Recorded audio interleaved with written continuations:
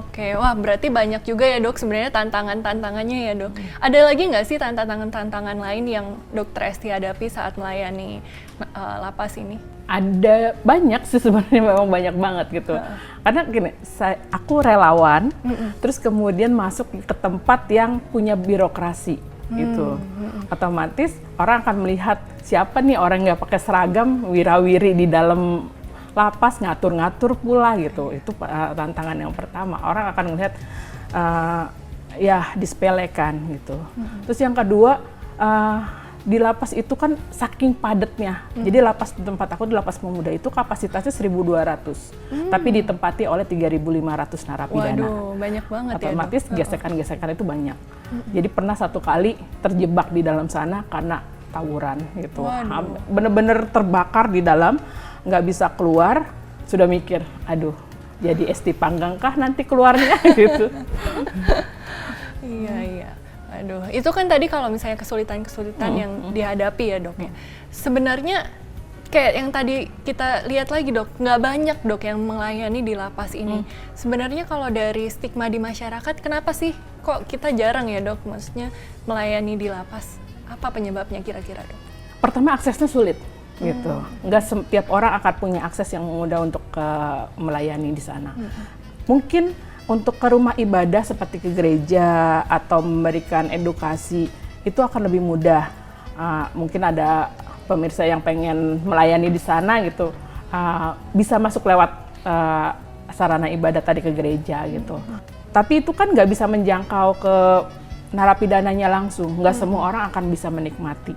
Terus jadi aksesnya memang birokrasi. Terus yang kedua, kesulitan berikutnya adalah ketika kita mau masuk ke sana gitu, pasti orang bilang ngapain sih ke sana, cari gara-gara, nanti kalau kamu ketusuk begini begitu, akhirnya itu orang males gitu untuk pergi. Terus kemudian ada juga pendapat gini, dia kan udah jahat di luar, udah biarin mati aja, nggak usah diurusin. Gitu. Itu ya pendapat seperti itu yang akhirnya ya sudah. Gitu. Oh iya, benar ya dok ya. Apalagi kalau misalnya aku juga jujur pas denger lapas tuh kesannya wah ketemu orang yang sangar-sangar nih, serem nih gitu ya. Tapi kenyataannya gimana tuh dok selama ini? Ternyata beda dari bayangan masyarakat atau gimana? Ya emang sih sangar.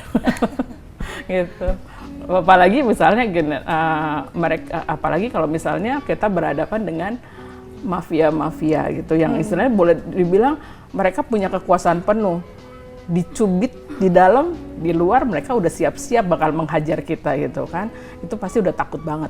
Tapi kita berikan ketulusan kita sama mereka, tunjukkan bahwa aku menghargai kamu sebagai manusia, kamu juga harus menghargai posisiku, orang yang sebagai sesama manusia yang akan membantu.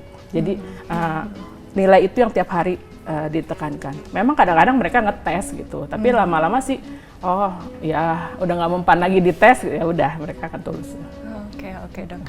Nah dok, kalau misalnya ada nih dok yang harus dibenahi, dan tentunya masih banyak ya dok yang harus dibenahi untuk pelayanan kesehatan yang memadai. Kira-kira apa sih usulan dari dokter Esti? Yang pertama sih masalah birokrasinya ya, terus kemudian yang birokrasi untuk merujuk tahanan yang sakit keluar itu agak sulit gitu. Terus kemudian yang kedua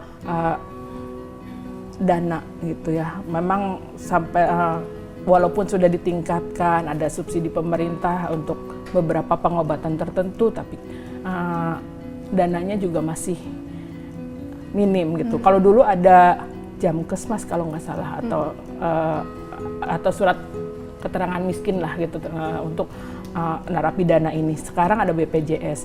BPJS itu aku lupa ada kalau nggak salah 12.000 kartu BPJS yang bisa digunakan untuk napi seluruh Indonesia.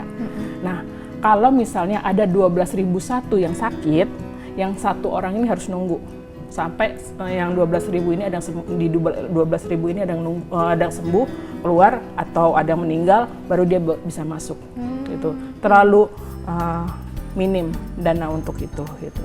Terus yang ketiga mereka lapas sendiri juga harus mengevaluasi tentang masalah kepadatan ini karena tuh banyak penyakit yang berkaitan dengan masalah kepadatan hunian gitu. Oh iya juga ini fasilitas umum seperti air, itu juga kebanyakan lapas masih menggunakan air tanah yang kualitasnya ya gitu deh. Iya, gitu. Kurang memadai. Kurang ya, memadai. Dok, ya. Gitu. Nah dok, selama bertahun-tahun nih dok melayani di lapas, pergumulan apa sih dok dan pergumulan terbesar Dokter Esti gitu selama melayani di lapas? Dan gimana cara mengatasinya dok?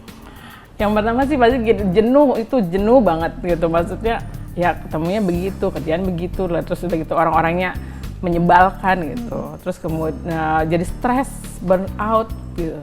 Tapi yang aku lakukan sama ini adalah menghubungi teman-teman yang mendukung pelayanan gitu. Bersyukur waktu itu ada satu teman dari satu gereja, dia rutin datang gitu tiap bulan untuk melihat apa sih yang kurang dari apa yang aku lakukan. Mereka membantu mensupport, misalnya ngasih pakaian bekas, sabun, kemudian handuk atau apapun gitu. Kadang-kadang mereka pernah ngasih tambahan makanan untuk mereka yang sakit. Waduh, puji Tuhan ya dok ya. Nah dok, boleh nggak cerita nih dok, kan tadi banyak banget pengalaman-pengalaman yang bisa diceritakan, yang paling berkesan dok?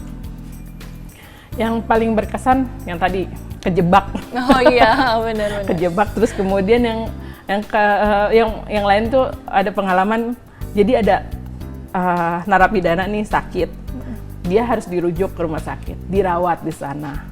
Kalau narapidana sakit pasti dia borgol gitu.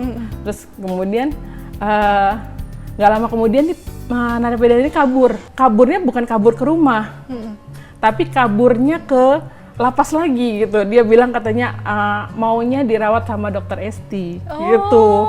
Terus aku langsung terharu gitu. Dan itu beberapa kali terjadi. Mereka mulai gini, saya nggak mau, saya kalau dirawat di rumah sakit bakal gampang mati, saya maunya dirawat di lapas aja gitu.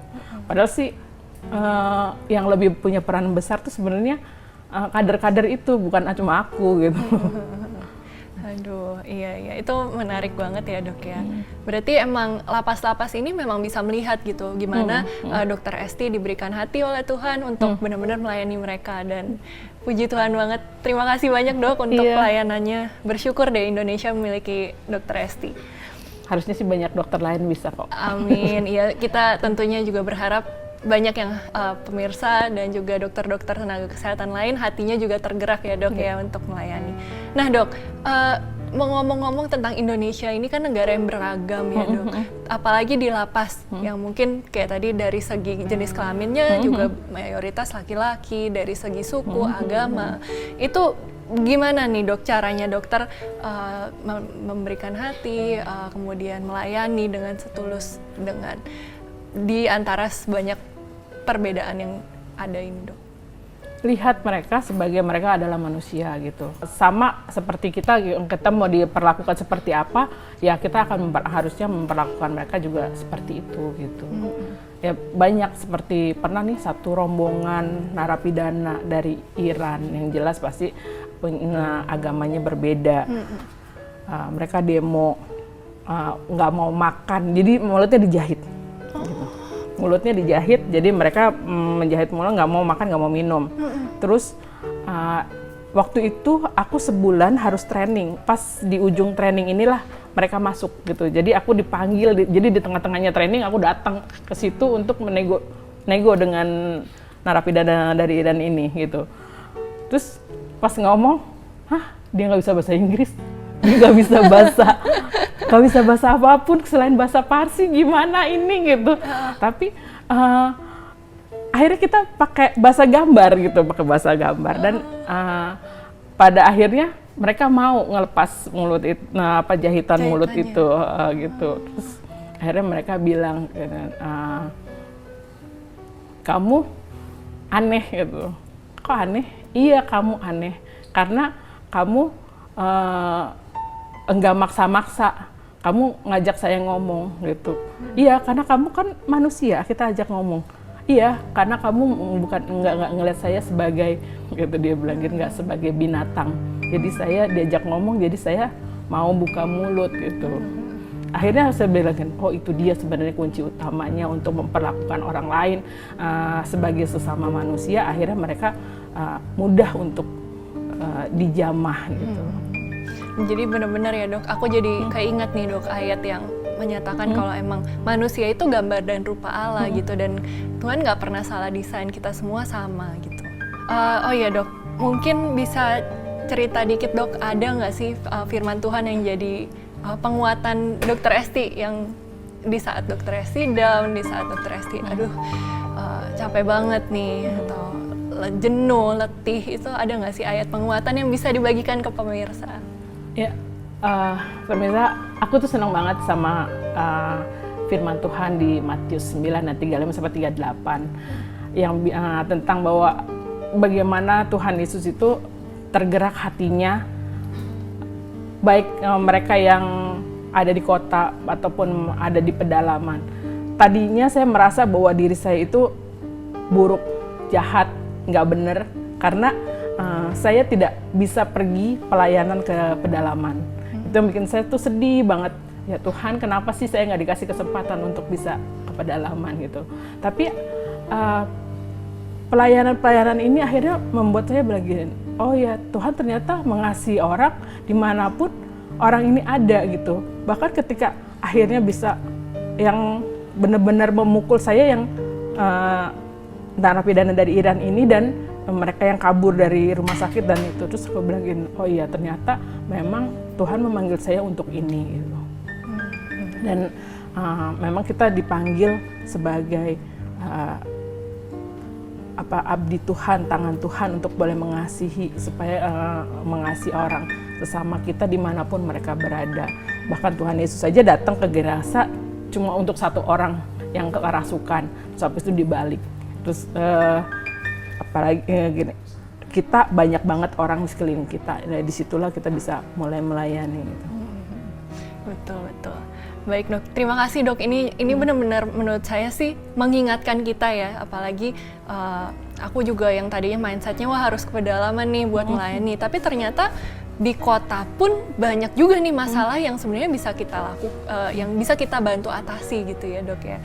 Nah dok, mungkin sebagai karena kita udah di penghujung acara, mungkin dok ada nggak sih dok tips yang perlu pemirsa ketahui dok dalam rangka misalnya mempersiapkan diri untuk melayani di lapas gitu? Tipsnya sih sederhana aja ya. Misalnya yang pertama adalah siapkan mental gitu. Waktu masuk ngelihat, pasti konsep di kepala kita, bakal ketemu penjahat nih, mereka bakal jahat nih, bakal begini, bakal begitu gitu. Enggak juga kok gitu. Mereka sama-sama manusia yang perlu dikasihi. Mental kita harus dicetak bahwa kalau mereka disentuh oleh kasih, mereka juga pasti bisa berubah. Yang kedua adalah kita harus tetap memperkuat iman kita bahwa Tuhan selalu menyertai kita apapun situasinya. Yang ketiga, persiapkan orang-orang atau support system yang akan mendukung kita untuk terus melayani dengan penuh sepenuh kemampuan kita gitu. Oke, baik dok. Terakhir dok, kalau misalnya pemirsa nih atau misalnya teman-teman gereja atau teman-teman medis lainnya mau melayani di lapas, kemana sih kita harus menghubungi dok? Ya kalau saat ini sih kebutuhan yang ada cuma untuk waktu pendek, misalnya seperti baksos gitu. Yang bersurat aja ke Kementerian Hukum dan HAM, nanti mereka akan ngasih jadwal untuk misalnya kalau kita mau baksos atau kita mau bikin pelayanan di sana, nanti akan diatur jadwalnya gitu. Setiap Sabtu biasanya ada persekutuan atau gereja-gereja tertentu untuk datang untuk melayani gereja di dalam lapas gitu. Itu bisa dimanfaatkan dari sana. Terus kemudian buat relasi dengan orang-orang di dalam, siapa tahu misalnya kita pengen bantuin kliniknya gitu, atau bantuin ngasih apalah ke mereka gitu, atau bantuin konselor, bisa kok gitu. Ya, kalau misalnya dengan relasi seperti ini dengan baik gitu, mudah aksesnya gitu. Saya sendiri juga bersama dengan teman-teman mantan Napi, alumni Napi bikin persekutuan yang namanya Oekumene Samaria, dan kita selalu outreach setiap tahun, bikin acara di mana keluarganya dipanggil datang, terus kemudian pada hari itu difasilitasi untuk bisa datang, terus kemudian bertemu dengan narapidana di sana gitu. Waktu hari ibu, waduh sedih banget. Ada yang sudah bertahun-tahun nggak pernah ketemu ibunya, terus kita coba cari, terus ternyata bisa, terus akhirnya datang, dan itu dramatis banget gitu karena ya dok ya. Iya, karena tadinya dia nggak mau ketemu ibunya karena sudah bertahun-tahun nggak ketemu, tapi begitu ibunya berusaha datang, itulah sebenarnya tugas dari persekutuan kami untuk itu pelayanan napi dan keluarganya juga gitu. Oke, luar biasa sekali dok. Baik, dari obrolan kita tadi ternyata banyak sekali yang perlu diperhatikan, termasuk untuk populasi di lapas ini yang seringkali terlupakan. Terima kasih banyak Dr. Esti untuk pelayanannya. Tuhan memberkati. Ya, sama-sama. Sampai bertemu di episode berikutnya di Shalom Dok, hanya di Live Channel.